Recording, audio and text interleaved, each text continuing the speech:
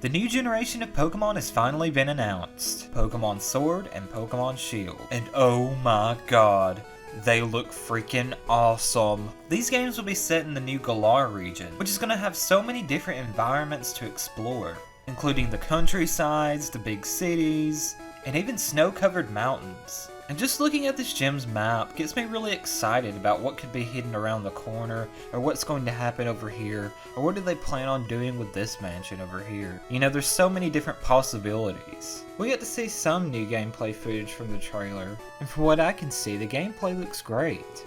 And I know a lot of people might be criticizing the game's graphics, but in my opinion, I think the graphics look just fine.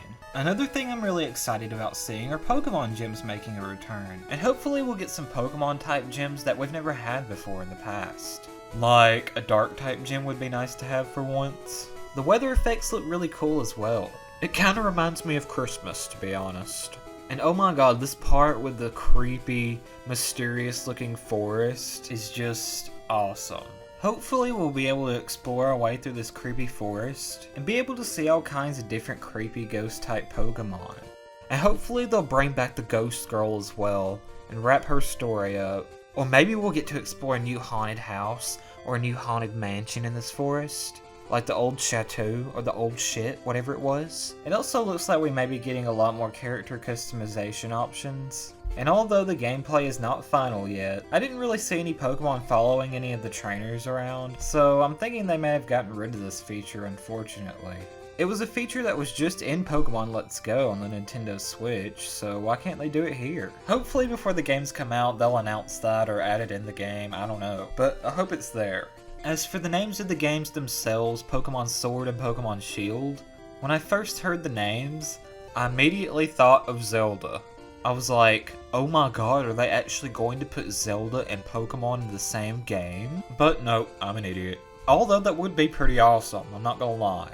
And the second thing that came to mind was Honedge, which is actually a sword Pokemon that evolves into a shield Pokemon. Boy, I bet that they wish that they had these Pokemon to put in these games. They should have been the starters. Having a sword and a shield and a wand as the starters, that would have made so much sense. But speaking of starters, they also announced the new starter Pokemon. We were introduced to Scorbunny, Grookey, and Sobble.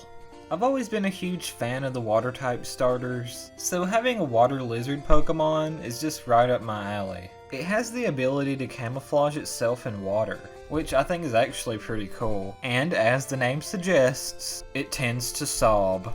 But since it's a water type, does that mean that it can use its tears as a weapon? Scorbunny is going to be the new fire type starter. Yep, that's right. A fire breathing bunny. Holy crap. Forget the fire breathing dragons, I want a fire breathing bunny. It kind of reminds me of the Trix rabbit, and of course a lot of people refer to Big Chungus as well. And while we have had bunny Pokemon in the past, we've never actually had a fire bunny, so it's at least different in that way. Let's just hope that its evolutions end up having good designs. And hopefully it won't end up being another firefighting type. I mean, by looking at it, I would guess it's going to be maybe Fire Fairy. I mean, that would be cool. Hopefully it won't end up looking like a bunny on steroids. That's my only worry.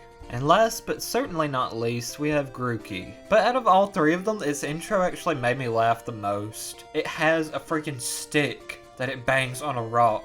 And it's just so hilarious for some reason. Okay, we get it, grass beats rock. You seriously don't need to be abusing that Geodude like that? I like this starter because he seems to have a sense of humor and adventure, and he just seems to love and enjoy what he does. And he's just having fun, which is of course what Pokemon's all about. So even though we already do have all these elemental monkey Pokemon, I think this one will be just as good, if not better, than the rest of them. We still don't really have a release date on Pokemon Sword and Shield yet, so they'll still be coming out later this year sometime on the Nintendo Switch. It would be cool as well to get a 3DS version, but I don't think they're really going to be doing that. So what did you guys think about Pokemon Sword and Pokemon Shield? Let me know in the comments section below. Be sure to follow me on Twitter at @BrandonThePast for more updates and funny Pokemon stuff. Thank you all for watching, this has been Brandon, and I'll see you guys in the next video.